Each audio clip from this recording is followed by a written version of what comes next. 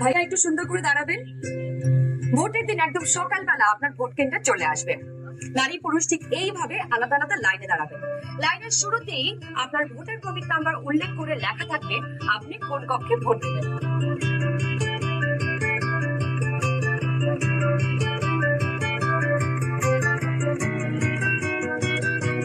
Sir আপনার বামে। এদিকে। জি স্যার। ভোট কেন্দ্রের কোন কক্ষে আপনি ভোট দিবেন সে বিষয়ে আনসাররাও আপনাকে সহায়তা করবেন। এরপর আপনি সোজা চলে যাবেন আপনার ভোট কক্ষে। কিভাবে নারী এবং পুরুষ ভোটারদের আলাদা রুমে ভোট গ্রহণ করা হচ্ছে চলুন দেখে আসি। কক্ষগুলোর বাইরেও ভোটার ক্রমিক নম্বরগুলো লেখা থাকবে।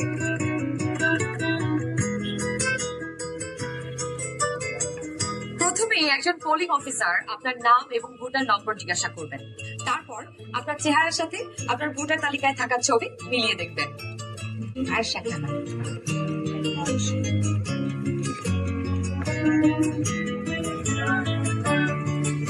এটা আমি এখানে একটু খারাপ আসছে ছবি। বাবার নাম আনসুজ্জামান। ভোটার আশা খানম। ভোটার নাম 015747526050। এরপর দ্বিতীয় পোলিং অফিসার আপনার আঙুলে অমোচনীয় কালি লাগিয়ে দেবেন। তারপর আপনি চলে যাবেন প্রিজাইডিং অফিসারের টেবিলে। প্রিজাইডিং অফিসার আপনার ভোটার নাম্বার লিখে আপনাকে দুটো ব্যালট পেপার দেবেন। জানি এবার গণভোটের জন্য গোলাপি ব্যালট আর সংসদ সদস্য নির্বাচনের জন্য সাদা কালো ব্যালট। বাহ!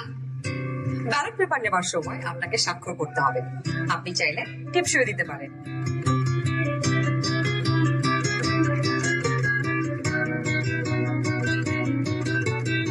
ব্যালটের সাথে দেওয়া হবে সিল মারার জন্য একটি রাবার স্ট্যাম্প।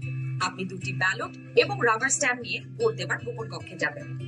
এবার কিন্তু সময় বাঁচানোর জন্য অনেক ভোট কেন্দ্রেই দুটো গোপন কক্ষ থাকবে, যাতে একই সময়ে দুজন ভোটার দুটো গোপন কক্ষে ভোট দিতে পারে।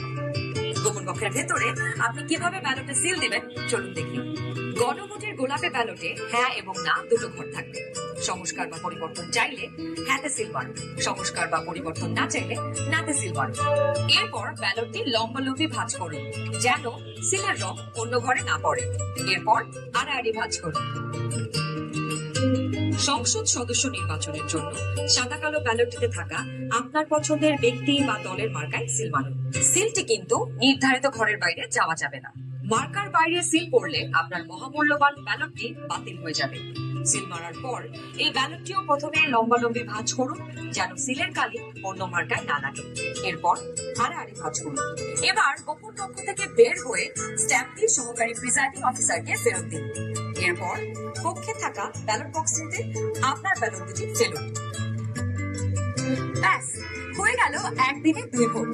একদম সহজ, তাই না? তাহলে নিশ্চিন্তে ভোটের দিন চলে আসুন আপনার ভোট কেন্দ্রে আর ভোট দিয়ে বুঝে নিন দেশের মালিকানা। দেশের চাবি আপনার হাতে, দেশের চাবি আমাদের হাতে।